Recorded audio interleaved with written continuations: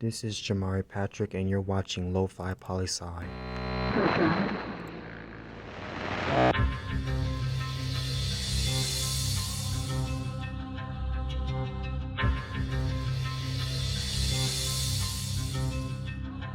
Jamari bringing us into the show today. Shout out and thank you, Jamari.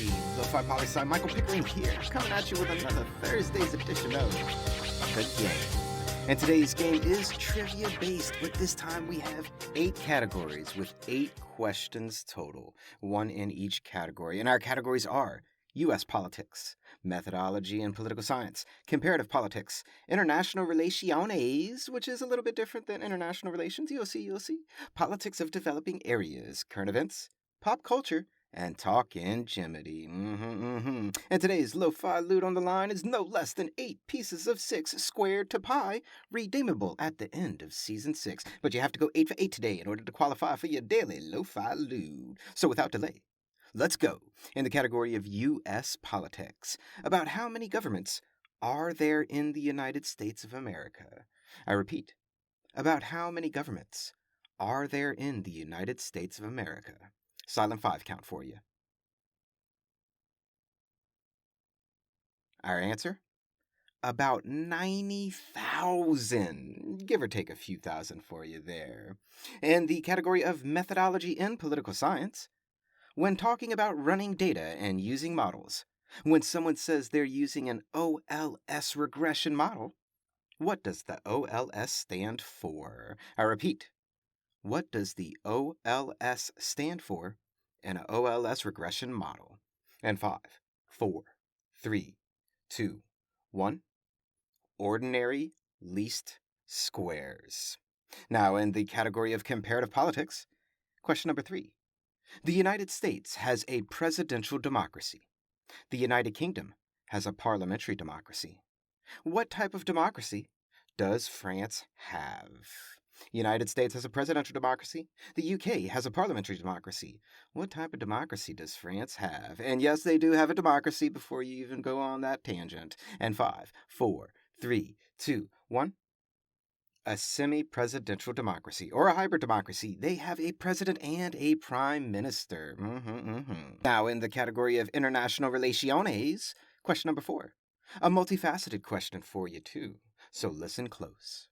R2P, the responsibility to protect, is enshrined in the United Nations as a way to protect people's human rights if their own governments decide to violate them.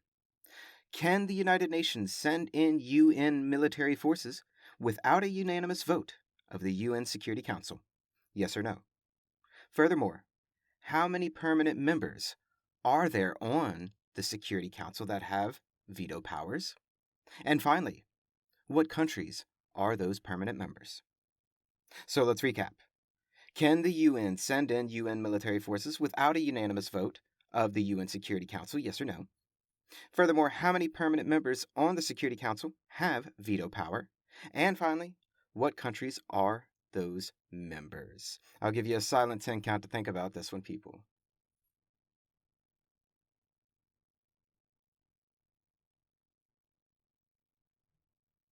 And our answer? No, the vote must be unanimous. There are 5 permanent members, known as the P5, and they are the UK, France, the US, Russia, and China. And now, in the category of developing areas, the United Nations just came out with the 2022 report on human development around the world. The report looks at countries' HDI, which is the Human Development Index, and the index itself consists of 3 variables. What are those 3 variables that make up HDI? I repeat, what 3 variables make up a country's HDI? And 5, 4, 3, 2, 1. Life expectancy, average years of educational attainment, and GNI per capita with PPP. Ooh, there we go. Now moving right along. How are we doing out there? Are we 5 for 5 right now? Still got a chance for those 8 pieces of 6 squared to the pi root of number 71258907.3?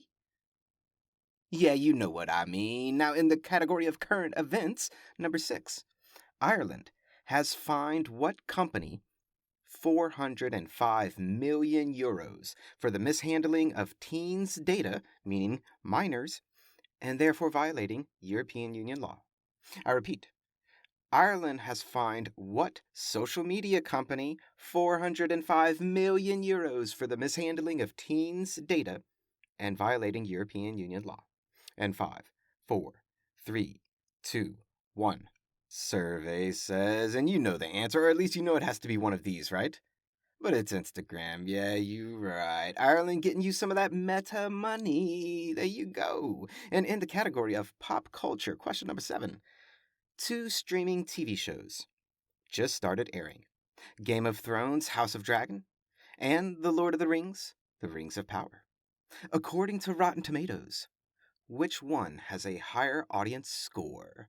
I repeat, out of Game of Thrones, House of the Dragon, and Lord of the Rings, The Rings of Power, which has a fresher tomato score on Rotten Tomatoes? And 5, 4, 3, 2, 1. Our answer?